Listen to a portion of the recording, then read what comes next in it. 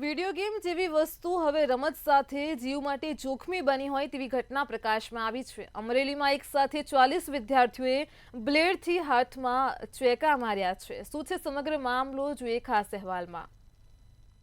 અમરેલીના મોટી મુંજિયાસરની શાળામાં ચોંકાવનારી ઘટના સામે આવી છે। અહીં 40 વિદ્યાર્થીઓએ એક સાથે બ્લેડથી કાપા મારતા ચકચાર મચી ગઈ। વિડીયો ગેમના રબાડે ચડેલા એક વિદ્યાર્થીએ જ અન્યને ટાસ્ક આપી રહ્યા હતા। એક વિદ્યાર્થીએ આ રીતે બ્લેડથી હાથ પર કાપા મારવાના ટાસ્ક આપવાની સાથે 10 રૂપિયા આપવાની ઓફર કરી હતી, જેને પગલે 40 વિદ્યાર્થીઓ આ ગેમના રબાડે ચડીને કાપા માર્યા હતા। સાથે જ આ ઘટનાનો ઘરે ઉલ્લેખ ન કરવાની પણ ધમકી આપવામાં આવી હતી।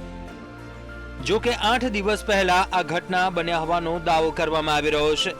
આ ઘટનાને લઈને બે વાલીઓએ ગ્રામ્ય પંચાયતનું ધ્યાન દોર્યું હતું અને સમગ્ર ઘટના પ્રકાશમાં આવી છે। ઘટનામાં એવું છે કે વિદ્યાર્થીઓએ પોતાના બાળકો અને બાળાઓ બંને પોતાના હાથ ઉપર કાપા મારેલા છે। જે બનાવ 13 તારીખથી 29 તારીખ વચ્ચેનો છે।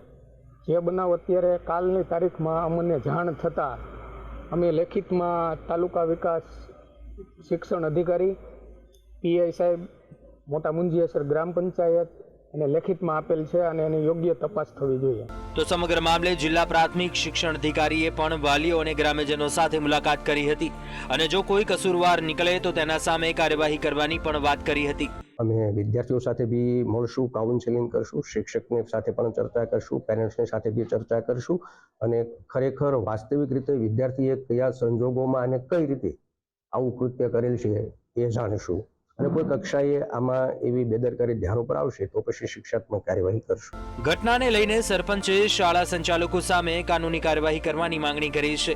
ત્યારે એએસપી જયવીર ગઢવીની પ્રતિક્રિયા સામે આવી છે। શું કહ્યું તેમણે, આવો સાંભળીએ। જે બાળકો છે એ પોતાની રીતના આવી રીતના જે પોતાના હાથમાં છે આવી બ્લેડ મારેલી છે।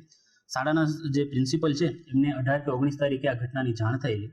21 તારીખને એમણે જે શાળાના જે વાલીઓ છે એમની મિટિંગ બોલાવી અને એનામાં તાલુકા જે કેળવણી નિરીક્ષક છે રમેશ માલવિયા એ પણ હાજર રહ્યા હતા અને બધા બાળકોને અને વાલીઓને જાણ કરવામાં આવી હતી અને જે બાળકો છે એમણે પણ ભવિષ્યમાં આવી કોઈ પણ કૃત્ય નહીં કરે એવી બાંહેધરી આપી હતી। આમ પોલીસે વાલીઓની ફરિયાદને આધારે આ સમગ્ર મામલે વધુ તપાસ હાથ ધરી છે। જિલ્લા પ્રાથમિક શિક્ષણ અધિકારી પણ કસૂરવાર સામે કાર્યવાહી કરવાનું જણાવાયું છે। બ્યુરો રિપોર્ટ, મંતવ્ય ન્યૂઝ।